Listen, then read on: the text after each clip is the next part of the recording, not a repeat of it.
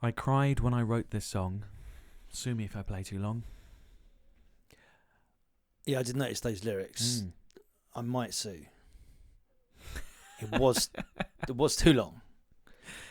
Well, Donald and Walter say fuck you basically to that. But I was trying to listen to the lyrics, as you said, right? So he said something like, I learned to play saxophone, I play all night long. well, that's his plan.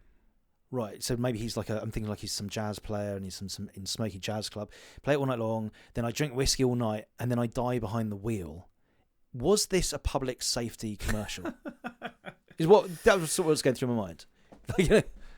No, it's a fantasy of it's a fantasy of this middle-aged suburban guy who's bored of his life and he's there fantasizing about becoming an amazing jazz musician. Oh. I mean, that's an interpretation of it. But I mean, the guy who is singing it, he is a jazz musician. I pause to say amazing, but Yeah. Actually, what category is this? Jazz? Jazz rock, perhaps Jazz you rock. might call it. Sorry, I cut you off. Some of the best musicians in the world playing there. Larry Carlton, Ben Purdy on drums. I don't think I'm a big fan of jazz rock. You're not? Do you remember? I remember we went to Camden Town. You took me. Was it Nearly Dan? Some tribute Yes. to. Is that jazz rock? Yes, and so this song is Steely Dan. Right. Hey, I looked something and know something about music. Yes. You've heard Steely Dan before. You've heard a version of this song sitting there, probably looking confused. Nearly Dan. I was bored. I was bored in that club. Like, was it a jazz club? What was it called? And I was. You see what this reminds you of? It was the Jazz Cafe we went to. Right. Okay. Right. I mean, it reminds me of if you go to a music festival, and maybe it's the last day, or maybe it's like let's say it's even the Saturday afternoon, but about 4 p.m. Before the headliners come on, and it's kind of filler, and the jazz comes on, and it's kind of like just a bit lame filler before you get the proper rock music. Oh God, you're calling Steely Dan lame filler. Now there are other songs like probably earlier songs I could play that you love because they rock. Yeah. They kind of got more interesting. I think more interesting as they went along. I think again, this is a song that you just with repeat listens you'd come to appreciate more because there's so much. I think that's the problem with some of these songs. There's so much going on. There's too much to take in. But then you listen to it again and again. And you hear nuances. You hear parts of the lyrics. Possibly Louis. I mean, I got that with Radiohead when you played that to me in the second episode, and when I actually sat down and properly listened, then it did take me on a journey. So do you listen to all the songs when you re-listen to these podcasts? Oh, maybe. Do you re-listen to all the music? Yeah, I do. Yeah. Oh, okay. Yeah. But I feel like this one. I think you're going to benefit from this one more than the others. Not elevator music, but feel like. It reminds me. Do you remember? Did you ever watch Sesame Street in the 80s? Yes. When we're growing up, sort of preschool, or whatever, and it's teaching you to read. But it was just after the 70s, so they had a lot of this sort of music in it. And maybe there'd be like some cartoon. It was got like a trippy cartoon for a kid, and maybe what's that game people play before video games existed?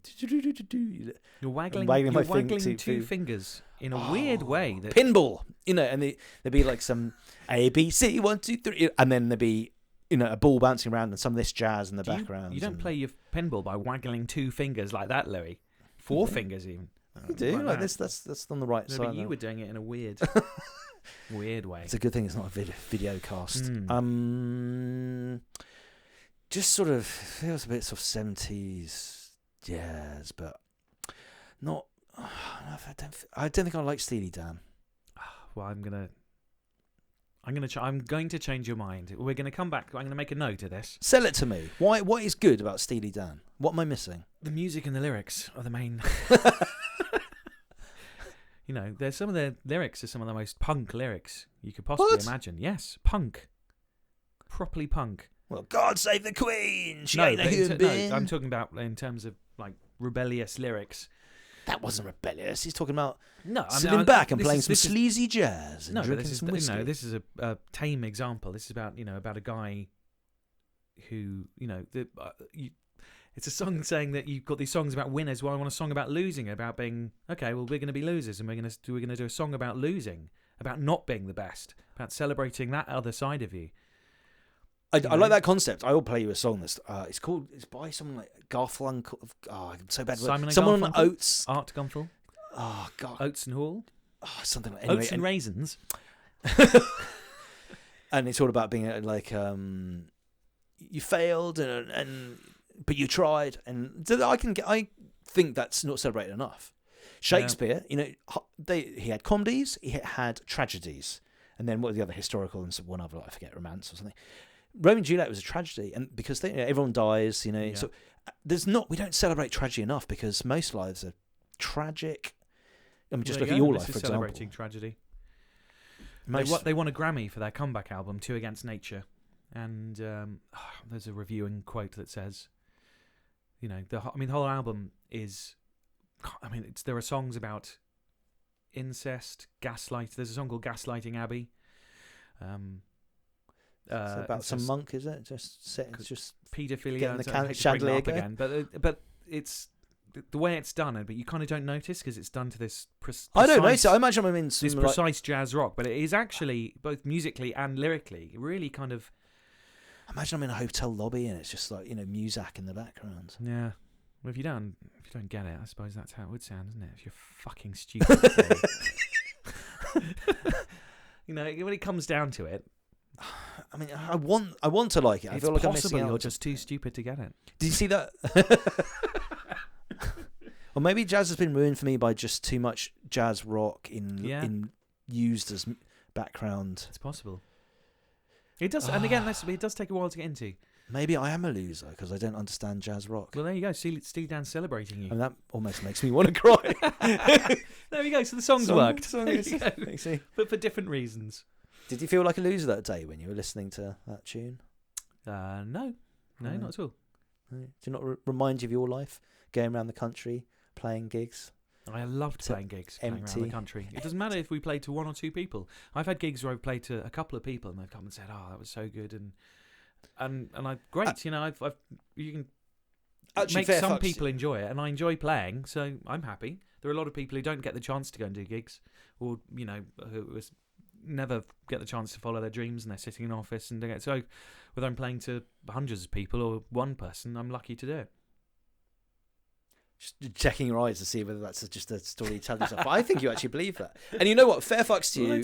I've seen you rock out to a room that wasn't busy, and you still give it. And it reminds me that. Have you ever seen that documentary Anvil? They say that about Anvil. They still will. Oh, Louis, that's a backhand. That's a backhand backstabbing, isn't it? But actually, you do. But I've also seen you play. You remind me of Anvil and Spinal Tap. You do. Yeah. Old losers. But hey, if they're enjoying it, then yeah, thank you. But I've also seen you play busy gigs and Thanks. You rock it. Thanks. Here, how much do I owe? Let me just get the cash out for you. But I think that's right. In the world of comedy, you get a lot of comedians who having a go at the audience for not being a good audience. And I always think that's not, that's not right. You still got to give it. People have taken the effort to leave the house. Maybe they've got babysitters, or they've taken the time, even if it's a free gig and they're paid money. Yeah. People listening to this podcast, we appreciate you. Thank you for taking the time. We do. In fact, I was going to say, let us know if you have any thoughts on future podcast ideas. Yeah, exactly. Right, it's a letter. Facebook and Twitter, musicnatters. .com with an N, natters with an N. Yeah. Musicnatters.com, all the links in there, socials. And complaints as well. As I said to you earlier, I'm looking forward to complaints. I suppose Catherine's was a complaint, wasn't it? Stop talking about paedophiles. She had a point. She did have a point. I remember you saying, and I had to edit out half the stuff we said on that. Good.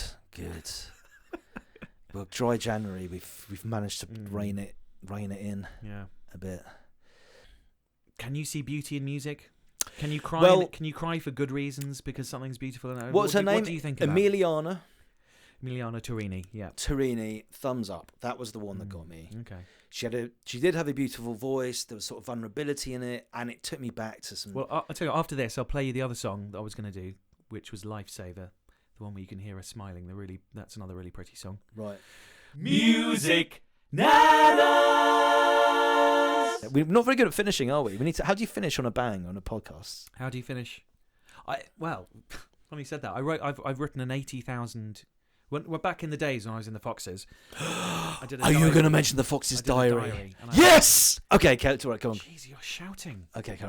Why are you so excited? Because about that? I that popped on my emails the other day, and I forgot you've sent it to me. Did I send it to you? We need to read some of that on the next podcast. Oh my goodness. Go on.